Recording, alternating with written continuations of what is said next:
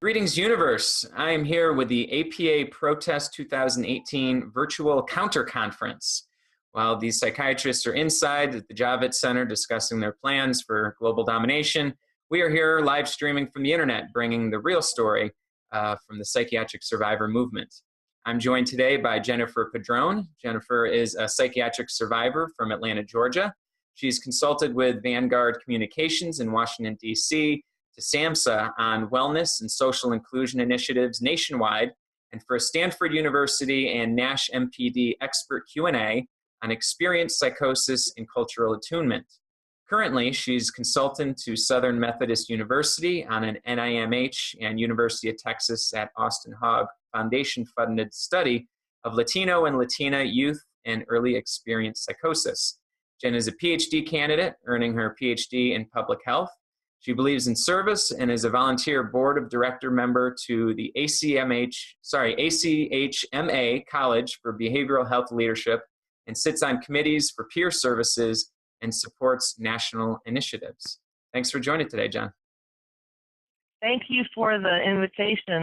I'm Jim. I'm so impressed with you.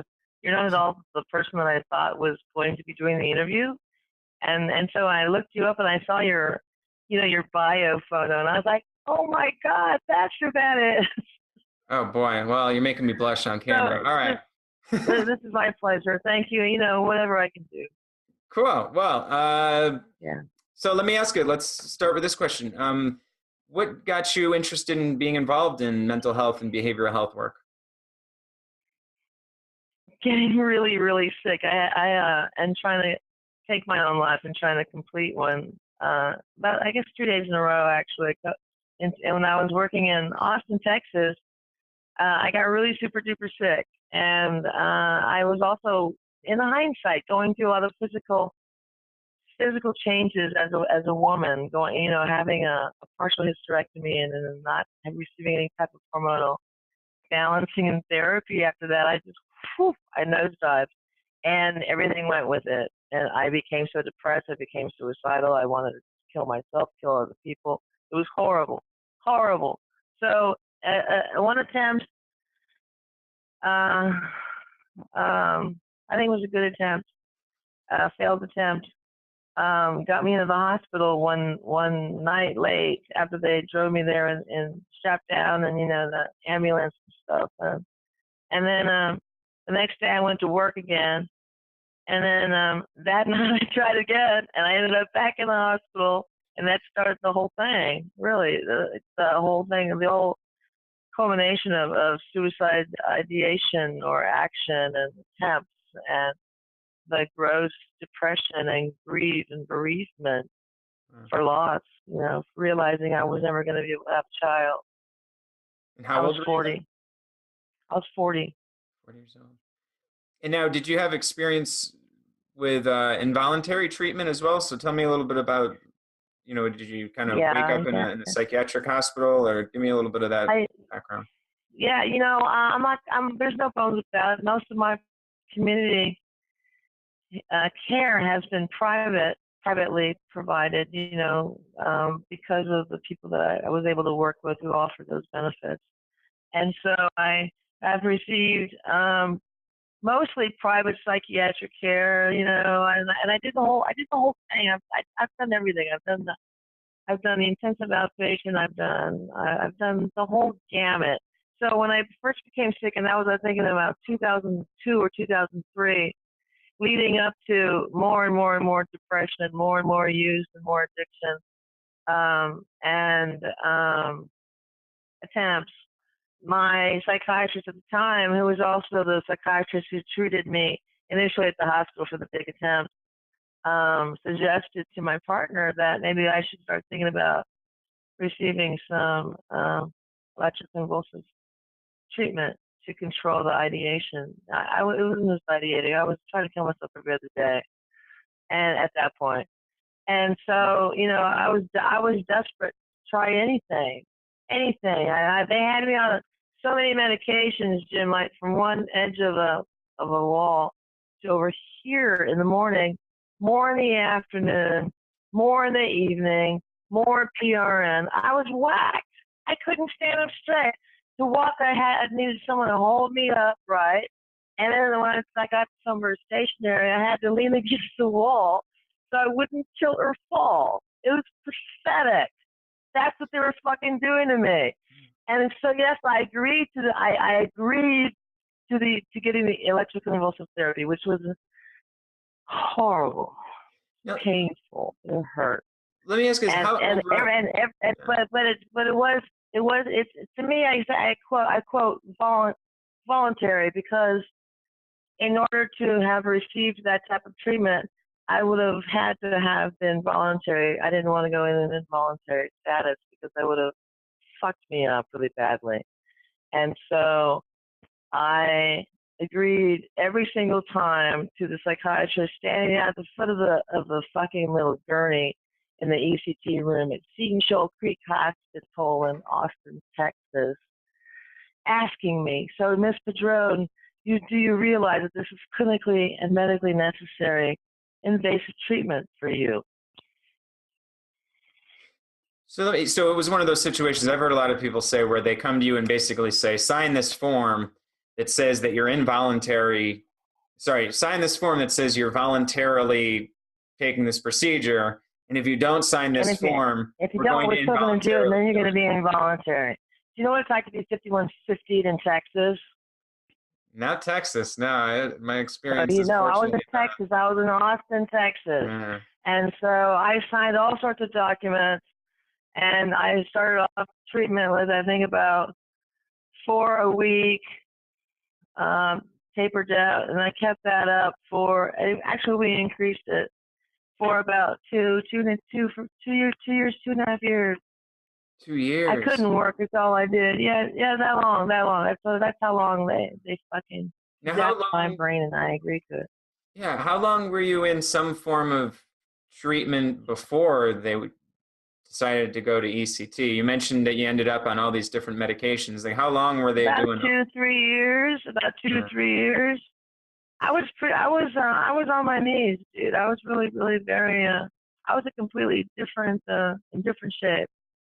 I was, and then with all of the drugs, my weight zoomed, and I was very, very large physically, very unhealthy, and an active addict, doing anything I can get my hands on and ingest. Yeah. That's what I was. And so so we tried that, and it took a long time. It was so painful, though. I had no idea that it would be so painful. I thought they would just go in, put me out, and I'd wake up on the other side, right? But no, you want to hear my story? Yeah. I'll keep it short. No. I mean, we're here to have you share your story. That's the whole point. So don't feel like you need to be brief. Well, this is why when I find people that tell me, Jen, I'm in ECT, I need that, and I need it.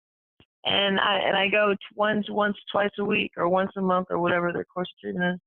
And I remember how painful it was for me. And I'm like, you're a glutton for punishment, man. And then we're still here having a conversation, not drooling.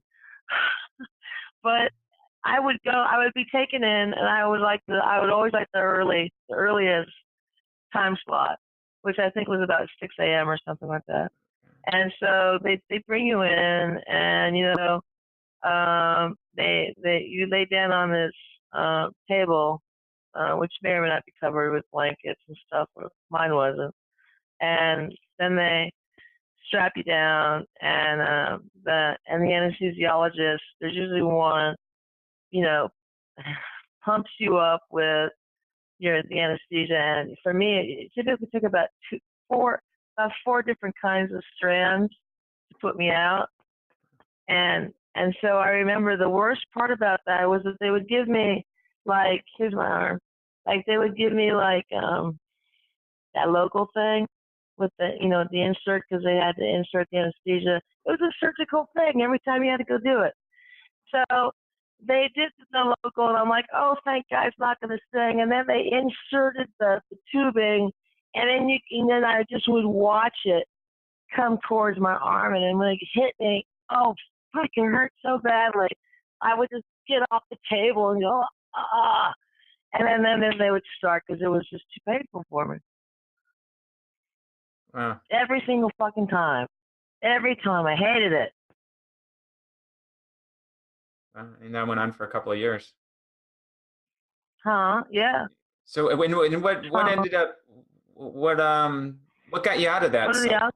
having ECT? So I gradually realized, I gradually just let it work. I stopped fighting it. I stopped fighting it. And I just let them do whatever they wanted to do to me at that point.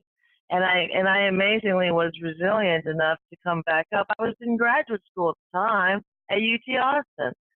So I had to keep it together somehow. So school helped me keep it together. I got my master's degree there. And a Wow, couple so you years got your after master's that, while you were doing these ECT treatments 3 times a week. yeah, I had to. I had to hold on to something. And so that's all I was doing, you know, school and bed. I would just come home, go to bed, close the blinds, pull the pillows over my head, and that was my life. That was my world. It was a dark time. It was hard. I understand when people tell me, you know, what they're going through. So let me ask you this: how do you wish that you had been treated through all these experiences with the medication? Man, If you were to have an ideal world, what would you want it to be like? Yeah, I wish I would have been put in touch with like Will Hall or people up in Oregon, or been able to go to a respite in Vermont, you know, or wherever there was one at the time. I think there was one in Alaska at the time, or they were trying. Everybody was trying to put South together, but it was very early on. That was almost 13 years ago. That's a long time ago. So I mean, in the ideal world, no invasive treatment, you know, being able to balance myself out hormonally again, become physically healthy again, work on my body and not so much treat me with lithium and bullshit and ECT. They're fucking trying to kill me. I had rat poisoning going in my brain and my blood. I still do.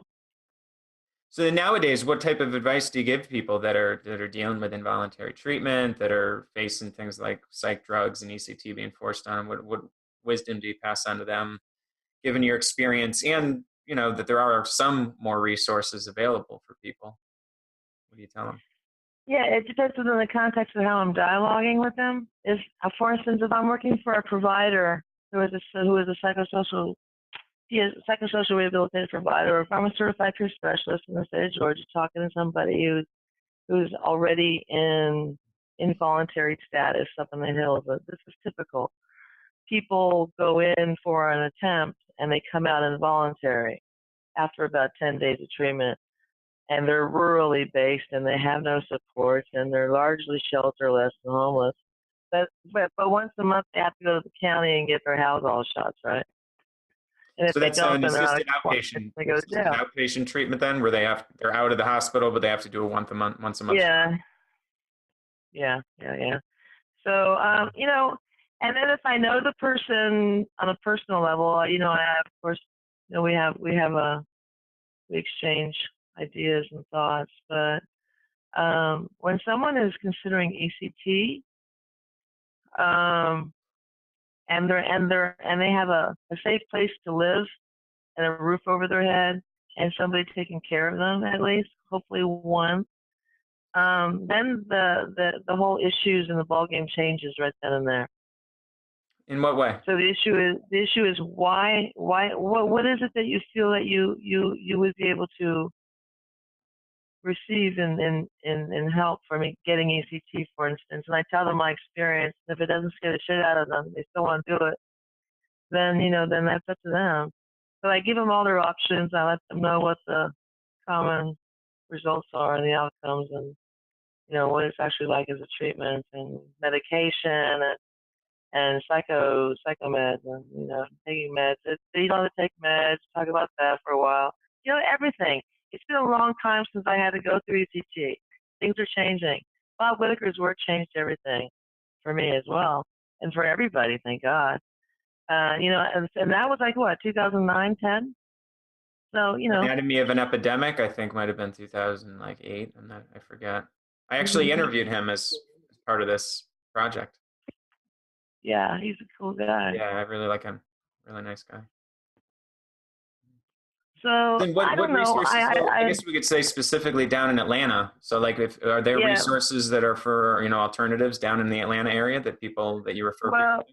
yeah, there are. The kingpin, of course, is the Georgia Mental Health Consumer Network, GMHCN, which is an outstanding group.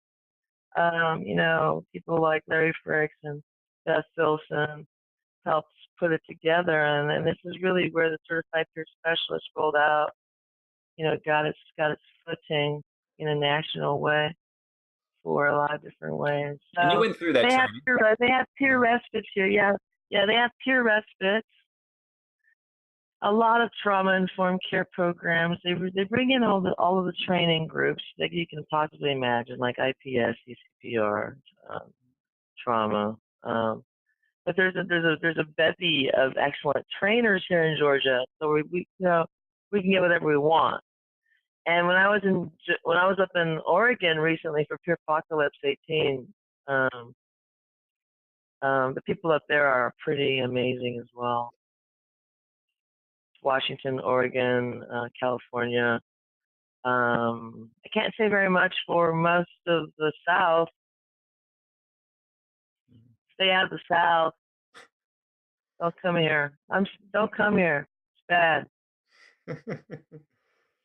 Let me ask this: you went through peer training to become a peer specialist. I think also it said an advanced peer specialist. So what was that training like? And do you feel? And one of the things I have to ask is that some people have told me that they feel like the peer movement in some ways might be getting co-opted by some of these. Might be getting co-opted. Yeah, I know the arguments. I know the people that are saying it. So what's your take on it? I have a dartboard on my back. Do I have a dartboard on my back right now? No, I didn't I'm not trying to put you on the spot about it. No, it's okay. I was joking around. I guess I got the Texas Certified Peer Specialist certification instituted in the state of Texas because I didn't have access to it, and I wanted it really badly. I've been reading about it. Mark Salter was one of my mentors when I was in graduate school over at UPenn at the time, and so we talked a lot. And so there's only so much that you can do without peer support. There really isn't anything.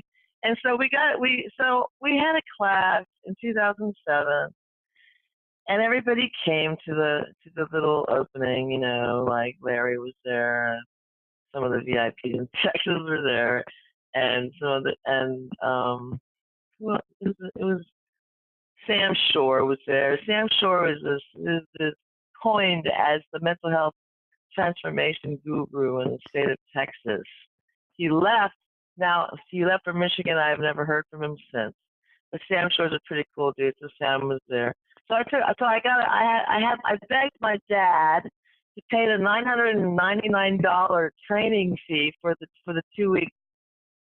1 week training on the caveat that I would get employed as a CPS afterwards. Yeah. So I took the training and never got a job in Texas as a CPS. I never got paid for any mental health work I did in Texas. It was all free.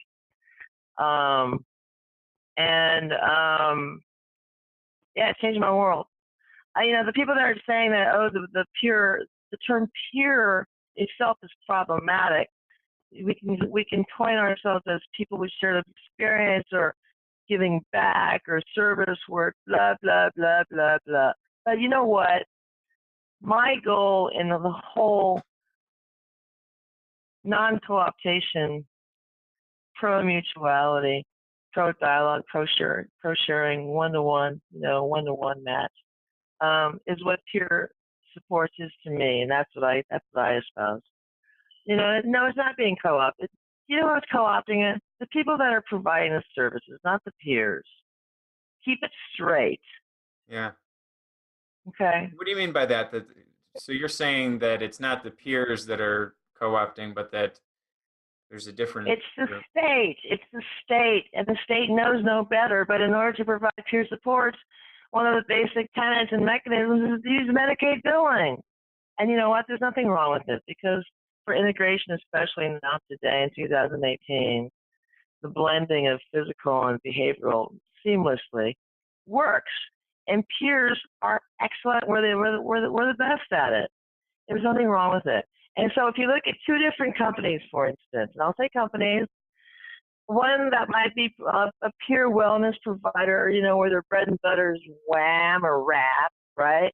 And then the other one would be, like, say, your county or your state providers, a psychosocial rehabilitation provider, who's got the overhead and the infrastructure to be able to afford a U.S. peer workforce with your deliverables being broad and your portfolio being really effective, and you're making a big difference, right? Right. You're getting people out of poverty into jobs that are paying over $50,000 a year with full benefits. Which would you want? And so the people are saying, oh, peers are being co-opted. Look at the providers, not the peer. It's a big difference. Yeah, what I had heard is it was basically like government that was kind of taking over and giving out the certifications, and then by them then having these certain requirements. In some ways, people are kind of being trained to tell people, you know, take your meds, go see yourself, what you're told, and these kinds of. Yeah, well, the thing is states do have oversight for training and management of the certifications.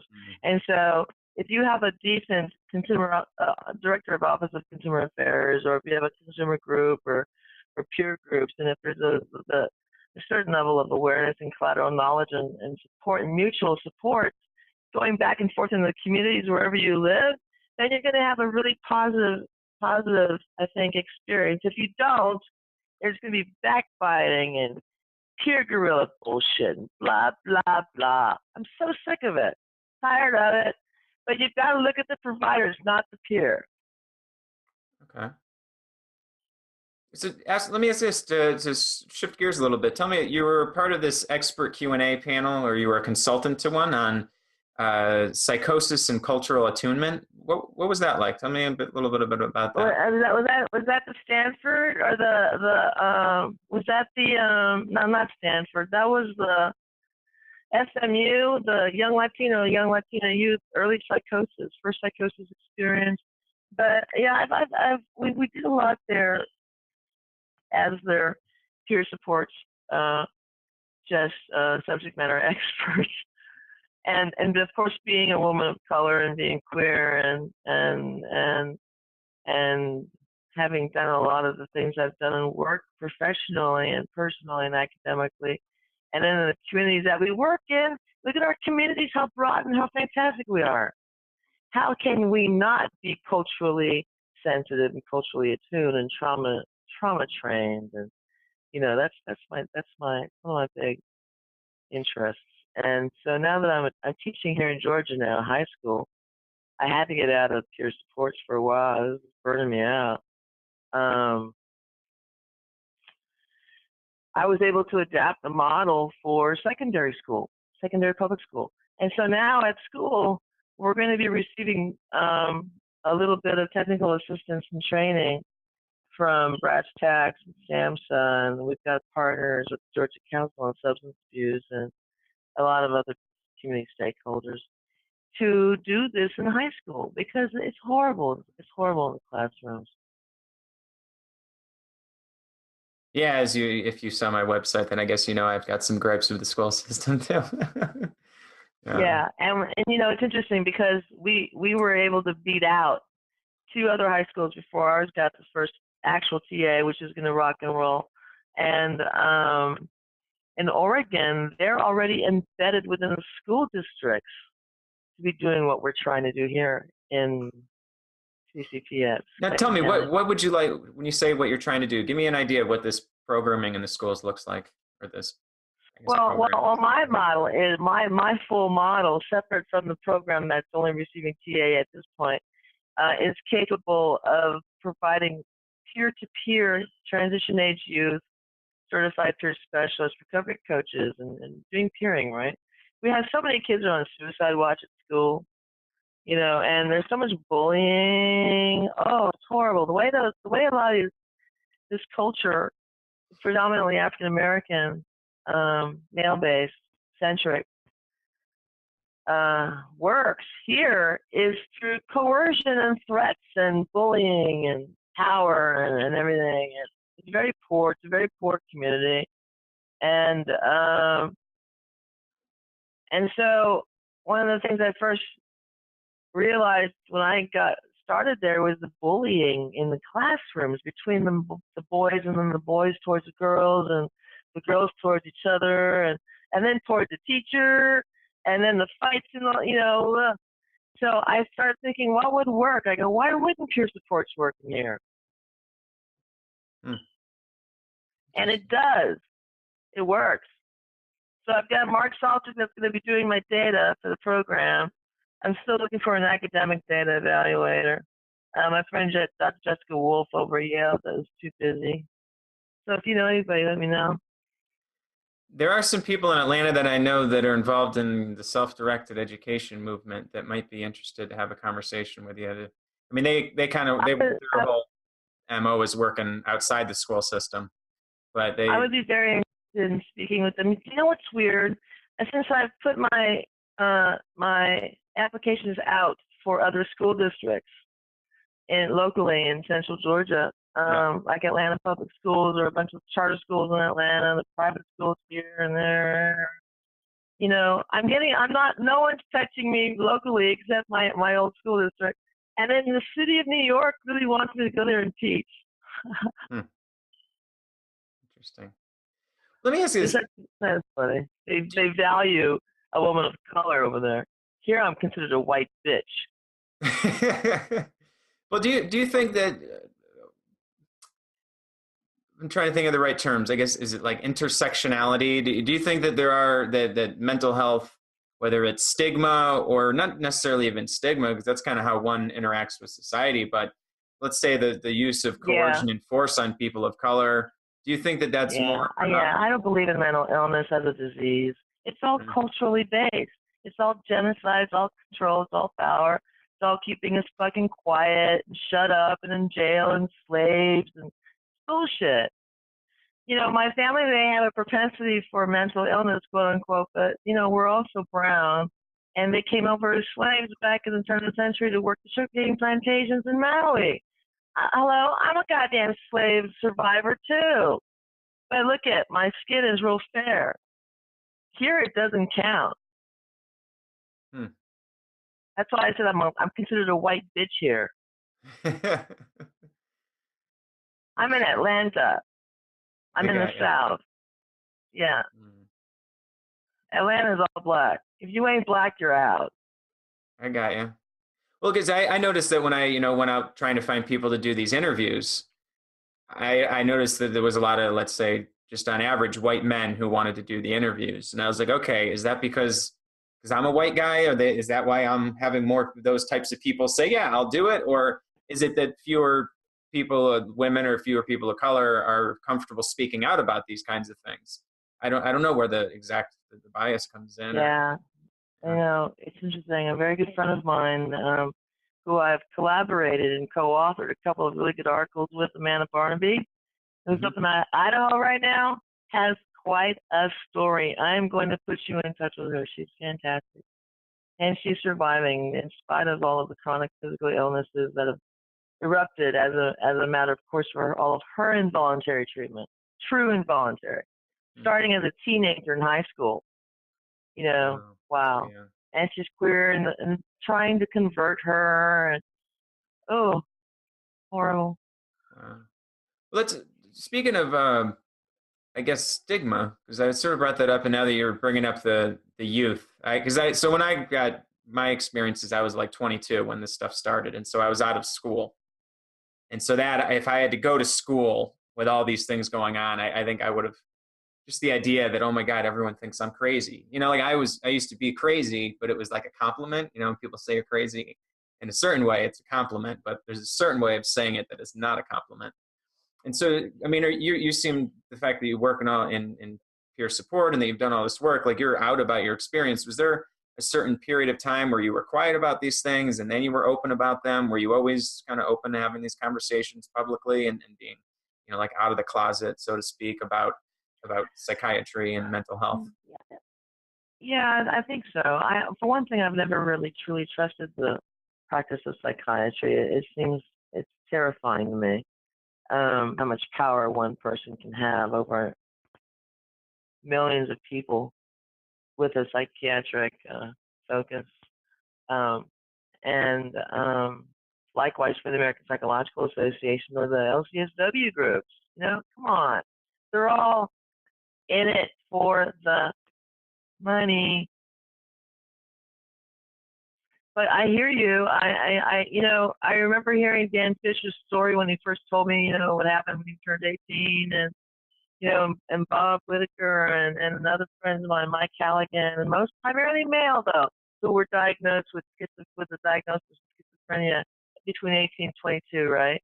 And thinking about what happened to me with my hormones, there's just so much that we need to know really about how the body's working, in the male body and in the female body, and what's going on throughout that whole course of your body treatment and your health, because it has everything has everything to do with wellness really. And so Lauren Tenney is the person that, she knows this, was really the first person to tell me mental illness doesn't exist. And at the time I was really, really totally into it. And she's like, as a matter of fact, say no, mental illness doesn't exist, Jen. And so, just telling me that matter of fact, that it just threw bombs all over the place. And so I started thinking about it.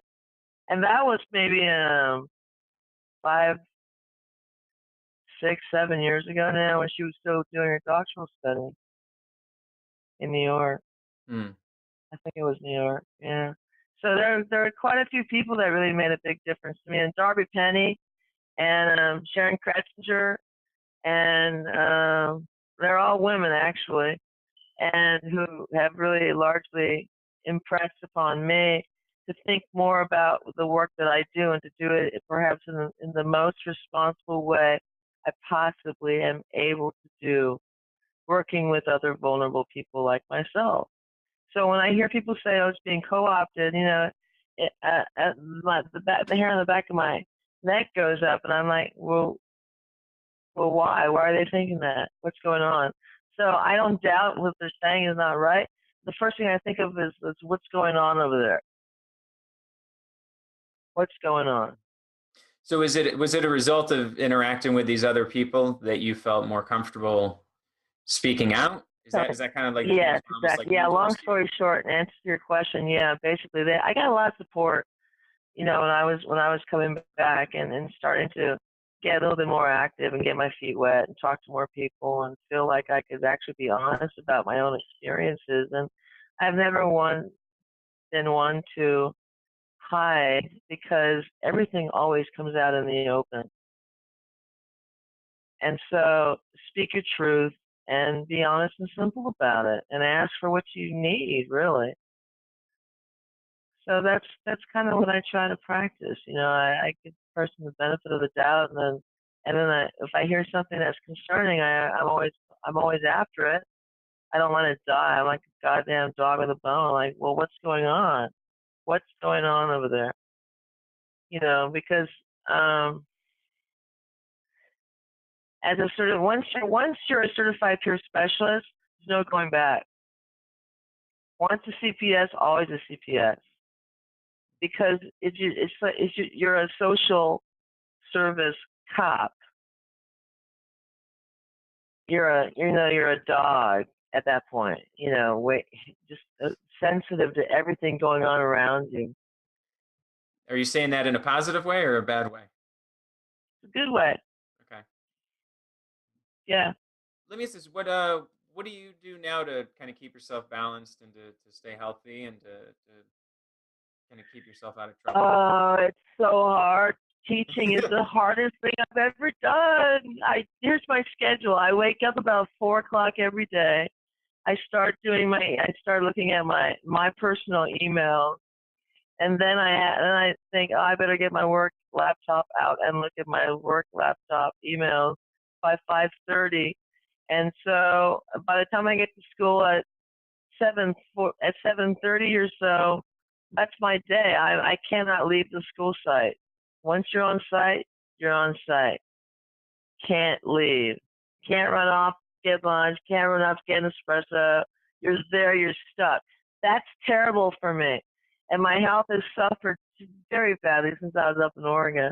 I was very bad in Oregon. I got sick from the weather, and it was so cold and wet, dreary, and I was out running around the beach and running around with all my friends. And, you know, Oregon is Oregon, and I was like, fuck, I love Oregon. I came back and I've been so sick, so sick. I have bronchitis. I'm being treated with meds and for those things, prednisone, steroids, trying not to smoke. And then at the same time, the medications that I take have increased my sugar level, and so I'm now diabetic. And so now I have to deal with that. And so I'm trying to lose weight, trying to stay healthy, trying to get sleep, which is tough. But I've got about 3 more weeks to go before summer break. Yeah, I was gonna say it's like beginning of May now, so you're almost home. Yeah, so we just finished all the state assessment trainings with the Georgia Mass, and yeah, so now it's just kind of I kind of shut the world out when I get home now. That's the way I take care of myself, you know, because there's so much going on everywhere that I just have to just simply watch TV and watch a film and zone out and make myself a cup of coffee and smoke a cigarette and then go to bed and try to sleep for at least 2 hours. Let me ask you this then. I haven't, in these interviews, I haven't spoken to anybody that works in the school system. So this is, I guess, an opportunity I should jump on. So do you witness, you know, kids that are being coerced onto taking medications and in the school system as well? Do you see that kind of on a firsthand basis? I don't see that because oftentimes they're under 18 years old and so they're still living with their parents. Mm-hmm. And their parents are the ones that are mostly impressionable for medications. A lot of our students that I work with in the Department of Exceptional Students, this is special education in my high school and district, have behavioral health issues. And how that works out is that they're not on meds. Okay, so that's and I wonder why they're not, because especially at that young age, you see them pumped up with meds everywhere, and because their parents are like saying, take this, it'll make you better, you'll do better, you'll get A's, you'll graduate, you'll go to college. I don't see it in my population. My population is so extremely poor. The kids eat at school. That's all they eat during the day, and so, and everybody is running it with, you know, by the seat of their pants and just white knuckling it, trying to get by. So I don't see it. The parents must not have access to healthcare. I don't see it any other way. Oh, interesting. Yeah. Let me ask you, are there any other things that you want to share, like specifically if there's wisdom that you want to pass on to people that might be going through these types of experiences that are still undergoing involuntary treatment or that are dealing with, you know, even a family member? Like what kind of wisdom would you pass on, like say to a family member that has someone going through involuntary treatment that's trying to help them or to support them? Try to be as, you know, yeah.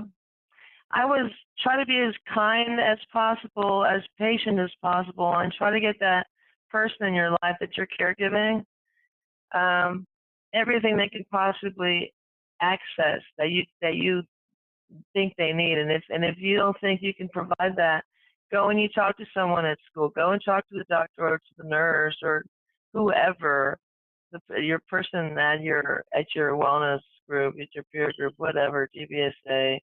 And ask them for what you need, because sending that person out of your house to a halfway house, they're going to end up in jail in less than 30 days. They're going to be stuck there because now we have asylums again, and once you get in, you get out. You're never getting out.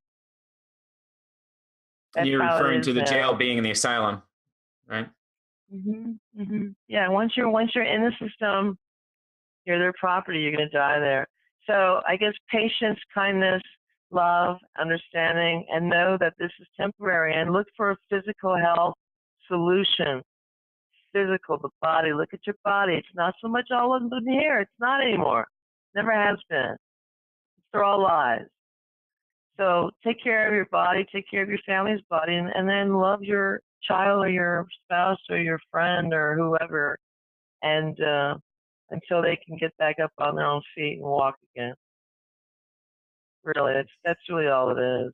And then, like, how do you ask someone to do that? That can take years. I guess patience. But Yeah. also there's that hope, and not hope in a negative. There is, and hope, and hope. Get better. Yeah. Hope isn't hope, especially hope. Yeah. I forgot about hope and recovery. Well, I say hope in a way with a certain confidence to it. Of okay, I don't know when I'll get better, but I will get better. You know, there's that great campaign that Mind Freedom did, the I Got Better campaign, where you can see stories and videos of people that have, you know, recovered and tell the story. And it's like, oh, you know, I was told by doctors that I would never get better, that it would get worse and worse throughout the rest of my life. But here's a bunch of people that got better. Huh. Yeah, I know. It's true. It's true. And don't let anybody write your truth. You know what's right for yourself. You know what the best course of care is for your body. Everybody knows that. Don't let anybody talk you out of how you feel about your body and what you know about your health. Really. Well, thanks, Doctors will try to do it.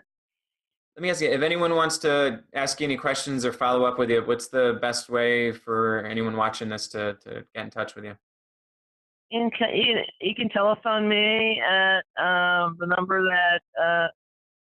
that you have that's out there for me, or you can email me, and I answer everything. I reply to everything. I'm on Facebook. I'm on a couple of different outlets out there. So is Facebook the easiest way then to message you? Yeah, call or text me or email me. Let me know what you need if I can help you in any way, point you in the right direction. You know, when you're around for this long, and I've been doing this now for 15 years, that's a long time. You kind of get to know everybody that's doing the work. It's a small world. Excellent. Well, thank you for being my guest on this today. I appreciate it, Jen. Thank you, Jim. I appreciate your work.